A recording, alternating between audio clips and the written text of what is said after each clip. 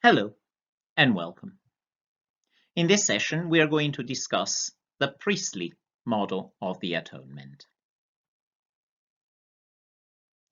Now, this is a model based on the concept of substitution, and so often it's called the forensic model. But as I said, it's the priestly model. It's based on the priestly office of Christ. So let me ask immediately a question. What does a priest do? Well, you can answer the question, I've seen my priest preach. Yes, of course. I've seen my priest celebrate the Eucharist. Of course. But what does it mean that the priest celebrates the Eucharist? Well, it's based, obviously, on the concept of sacrifice. The Old Testament priest is the one that offers sacrifice. And for us Christians, since Christ has offered the one sacrifice, when we celebrate the Eucharist, we make that sacrifice present again. So, what does a priest do? The priest offers a sacrifice. The priestly model of the atonement is, of course, associated with the name of Anselm of Canterbury. Anselm of Canterbury was, of course, the Archbishop of Canterbury in the 11th century. And he wrote a magnificent masterpiece called Cur Deus Homo. If you have studied Latin, perhaps you know immediately that this is a question that means, why did God become man? And this is the fundamental question that Anselm asks himself. Do you remember in the previous video we discussed Irenaeus, and Irenaeus' fundamental question was, why did he descend? And before that, Athanasius, why did God become man? It's always the same question. Cur Deus Homo, why did God become man? Now, in writing Cur Deus Homo, Anselm wants to answer some objections to the doctrine of the atonement, and he wants to demonstrate humanity's purpose and destiny. He wants to show that the atonement was the restoration of humanity and creation. Now, Anselm writes the Cur Deus Homo in a very medieval, through a very medieval methodology. His methodology is the methodology of question and answer, and he chooses as his interlocutor a fellow monk named Boso, and you can have all the fun you want with that name. Some objections to the doctrine of the atonement that were frequent at the time of Anselm. God could have used another method other than the incarnation to save humanity. Since the devil has no right over humanity, God is impotent if he cannot just save sinner, and unrighteous if he is able, but he's unwilling to do so.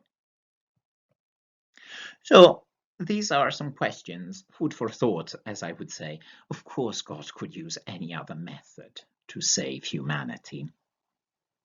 And since the devil has no right over humanity, God is impotent if he cannot save sinners, and unrighteous if he is able, but unwilling.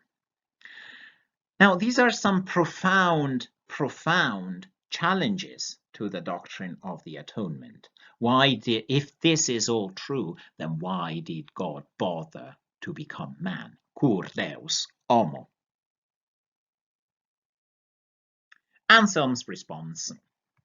Of course, salvation necessarily entails the remission of sin.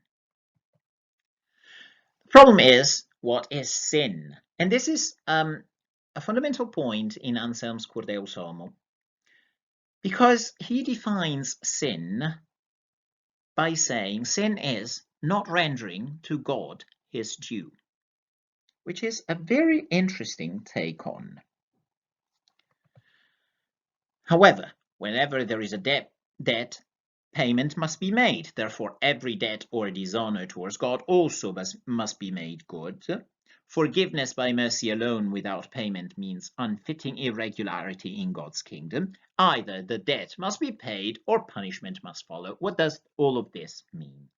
So he imagines this conversation with Boso, and he says, Boso, what should you give God? And Boso, quite rightly, as a good monk, says, well, I should give him everything. Every thought of my mind, every ounce of love, every moment of my day, my beginning and my end, everything. And then Anselm turns around and says, well, have you done that? No, not quite. Oh dear Bozo, oh dear Bozo. What can you do to repay that debt? Because you should have given all of this to God already. Well, at this point, Bozo says, well, I'll give him everything from now on.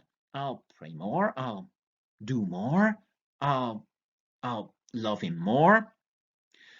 And Anselm replies with a spectacular argument.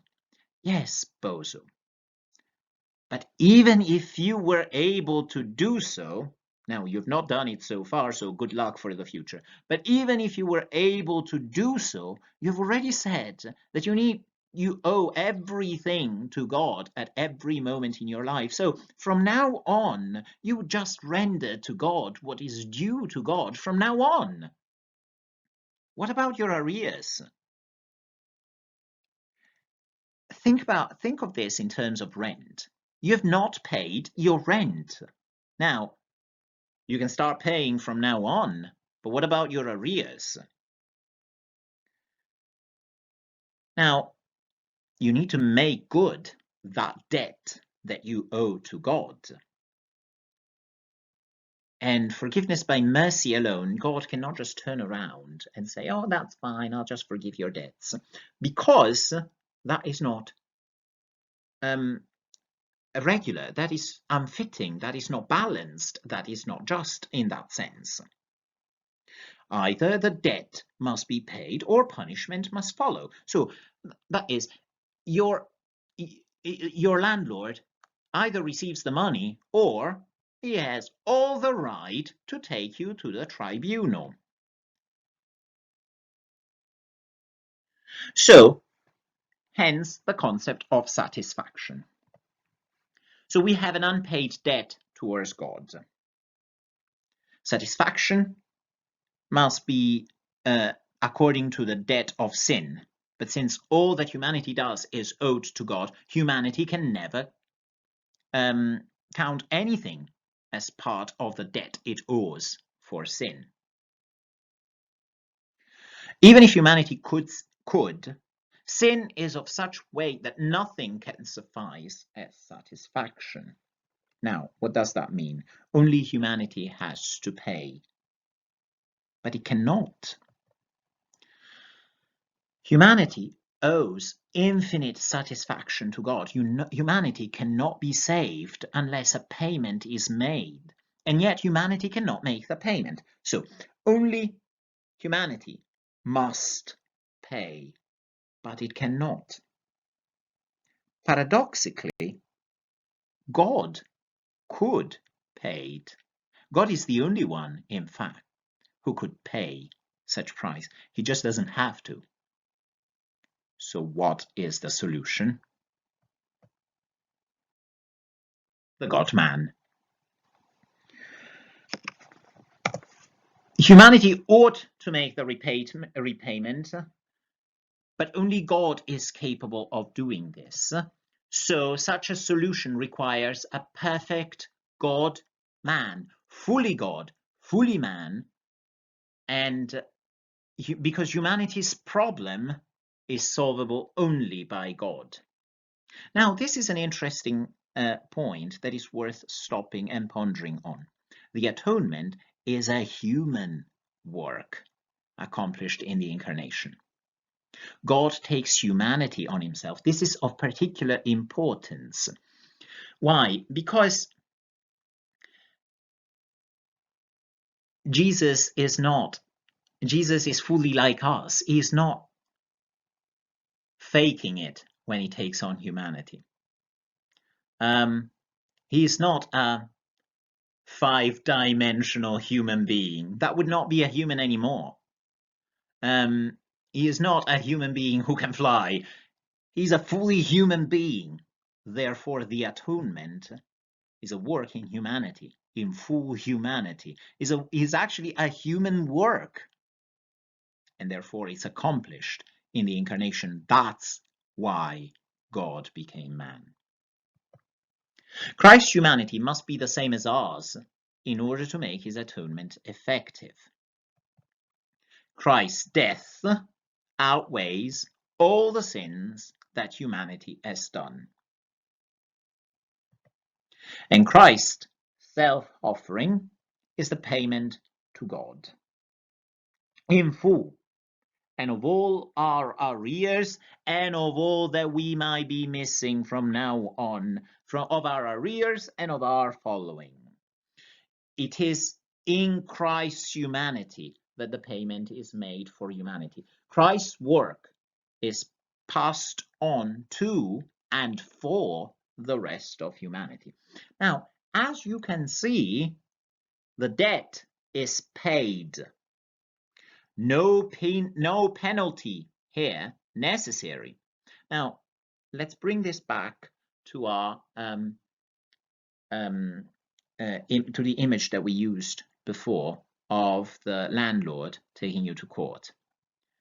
Your arrears have been paid. In fact, they've been paid in such a way that even your future rent is paid.